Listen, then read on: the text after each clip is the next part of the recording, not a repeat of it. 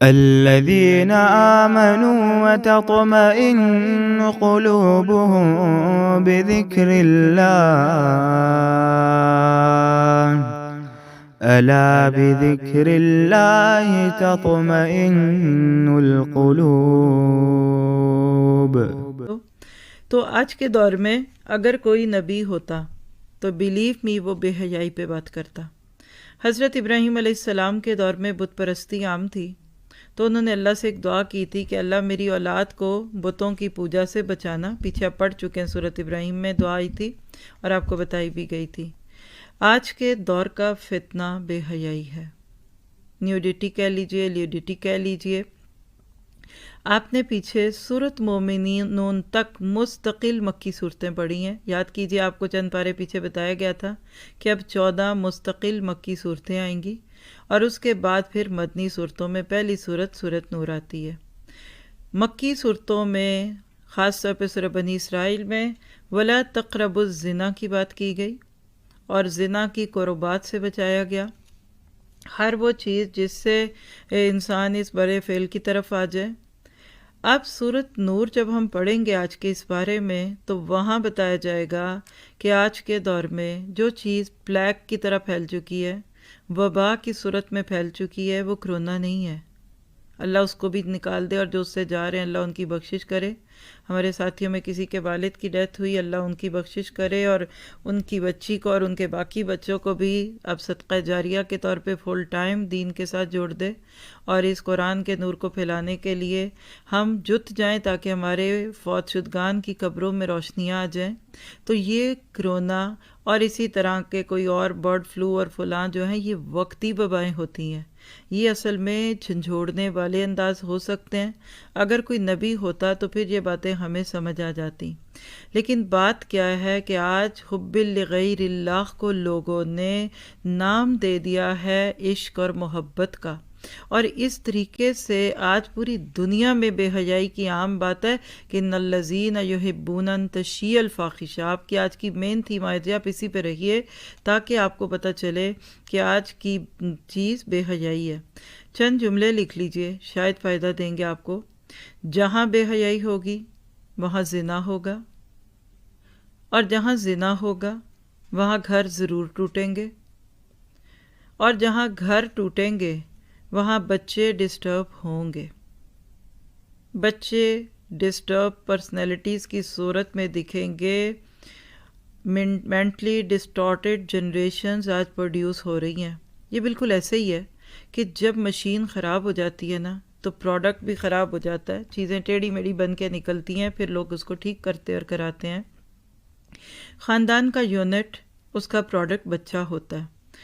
اسلام نے بہت ہی خوبصورت طریقہ دیا تھا ایک عورت اور مرد کا ویڈ لاک میں آنا، اور اپنے جنسی جذبات کی تسکین کے ساتھ ایموشنل فیلنگز، جس کو آپ کہہ سکتے ہیں اپنی جذباتی تسکین، اپنی آنکھوں کی تسکین، اپنے کانوں کی تسکین، ان سب چیزوں کو اسلام نے کھول کر بیان کی دیا، اور یہ فطری ہے۔ یاد رکھیے، اللہ نے عورت اور مرد کے بیچ میں محبت فطری طور پہ بھر دی ہے۔ اسلام کا پہلے نسخہ سمجھ لیجئے، پھر آپ کو میں چند چیزیں آج عشق اور محبت کے ناطے سے بتانے والی، سکون سے اس وقت لکھیں کہ آپ کو کس طریقے سے اسلام نے اس کے بارے میں رکھا۔ تو پہلی بات دیکھیے کہ بچہ پیدا ہوتا ہے نا، تو اس کے منہ میں دانت نہیں ہوتے، کیونکہ اس کو کھانا ہی نہیں ہے، اس کو صرف دودھ کی ضرورت ہوتی ہے۔ تو بچے اور ماں کو مشکل میں ڈالنے سے بچانے کے لیے دانت نہیں دیے گئے۔ بچہ دودھ سک کرتا ہے اور اس طرح سے اپنے لیے خوراک لاتا ہے۔ کچھ ماہ کے بعد بچے کو بھوک لگتی ہے تو اس کو سالڈز تھوڑے سے دیے جاتے ہیں، وہ بھی نگل لیتا ہے دانتوں کے بغیر۔ لیکن جو ہی بچے کی ضروریات بڑھتی ہیں نا، تو اس وقت اس بچے کو اب چبانے کی ضرورت پڑی، تو ساتھ ہی اللہ تعالیٰ نے وہاں پہ بچے کے منہ میں چھوٹے چھوٹے دانت بھرنے شروع کر دیے۔ وہ رب جس کو یہ پتہ ہے، لکھیے، وہ رب جس کو یہ پتہ ہے کہ بچے کو میں نے کب دانت دینے ہیں اور کب نہیں دینے، اور 7 سال کی عمر تک ہوتے ہوئے اس نے چاکلیٹ، مٹھائیاں اور چینی اور شکر کھا کھا کے اپنے دانت خراب کر لینے ہیں، تو اب میں اس کے دانت بدل دوں؟ اور جسم کا کوئی عضو نہیں بدلتا سوائے دانتوں کے۔ کیونکہ بچہ اگر ساتھ وہی بچپن والے دودھ کے دانتوں کے ساتھ رہے تو ہو سکتا ہے 20 سال کی عمر میں سب کے دانت اتر چکے ہوں۔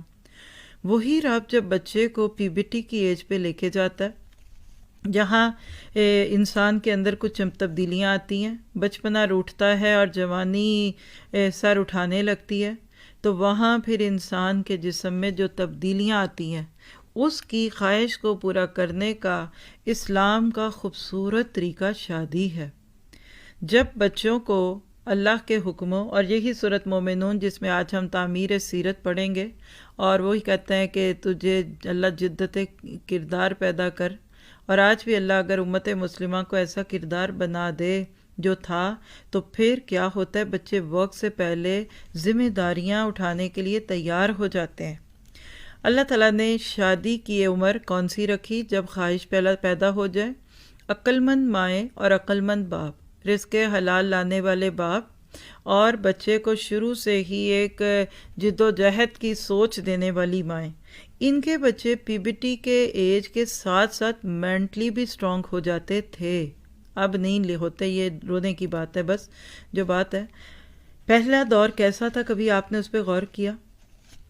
کیا خوبصورت طریقے تھے، کیسے مسلمانوں کی نسلیں پلتی تھیں۔ اگر آپ مسلمانوں کے دور عروج کو لیجئے جو تقریباً 800 سال سے 1000 سال تک جاری رہا، کیا کچھ نہ پیدا ہو گیا اس میں؟